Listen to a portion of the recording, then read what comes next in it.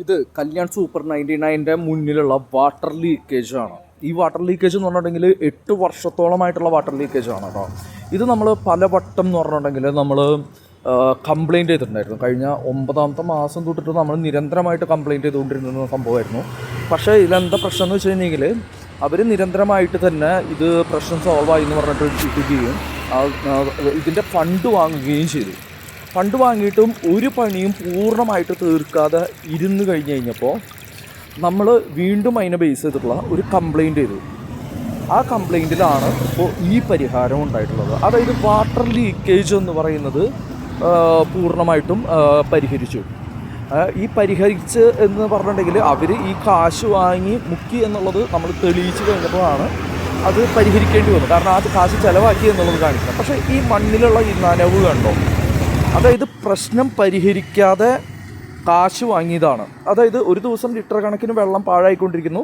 It is not resolved but informed resolved status, please check it sir. ഇത് ഹോൾഡിലാണ്, on hold എന്നാണ് കാണിക്കുന്നത് കേട്ടോ.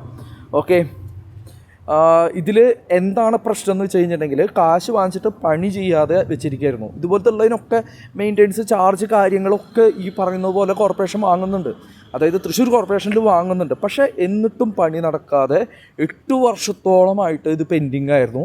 നമ്മളൊരു 6 മാസത്തോളം നമ്മൾ കണ്ടിന്യൂ ചെയ്തതിൻ്റെ ഭാഗമായിട്ട്, ഇതിലിപ്പോൾ 9ാമത്തെ മാസമാണ് നമ്മൾ ഈ കംപ്ലയിൻറ്റ് ചെയ്യുന്നത്. പക്ഷേ 6 മാസത്തോളം നമ്മൾ ഫോളോ അപ്പ് ചെയ്തിട്ടുണ്ടായിരുന്നു.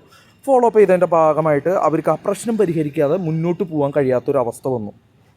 ഓക്കെ, അതിനുശേഷമാണ് ഈ പ്രശ്നം പരിഹരിച്ചിട്ടുള്ളത്. പ്രശ്നം ഇപ്പോഴും പൂർണ്ണമായിട്ട് പരിഹരിച്ചിട്ടൊന്നുമില്ല.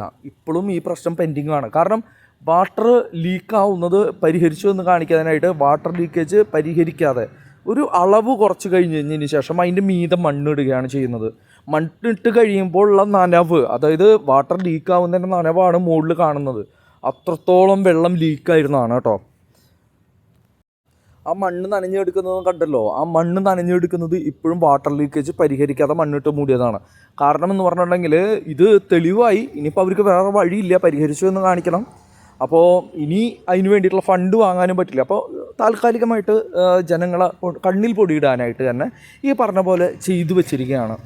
അപ്പോൾ ഇവിടെ നോക്കുകയാണെന്നുണ്ടെങ്കിൽ ഇപ്പോൾ പെൻഡിങ്ങിൽ കിടക്കുന്നു നോക്കുകയാണെങ്കിൽ ഒരു ദിവസം ലിറ്റർ കണക്കിന് വെള്ളം പാഴായിക്കൊണ്ടിരിക്കുന്നു. It is not solved informed resolved status. അതേപോലെ തന്നെ the leak is covered by the soil without being the sealed, please check it sir. അതായത് ഇത് വ്യക്തമായിട്ടുള്ള ഓഡിറ്റിങ്ങിലൂടെ എഴുതി വെച്ചിട്ടുള്ളതാണ് കേട്ടോ. അതായത് ഇപ്പോഴും ഈ പ്രശ്നം പരിഹരിച്ചിട്ടില്ല. പരിഹരിക്കാത്ത ഈ പ്രശ്നം മണ്ണിട്ട് മൂടികൊണ്ട് പരിഹരിച്ചു എന്ന് പറഞ്ഞുകൊണ്ട് പറ്റിക്കുകയാണ്, ഞങ്ങളെ പറ്റിച്ചിരിക്കുകയാണ്. Bye bye.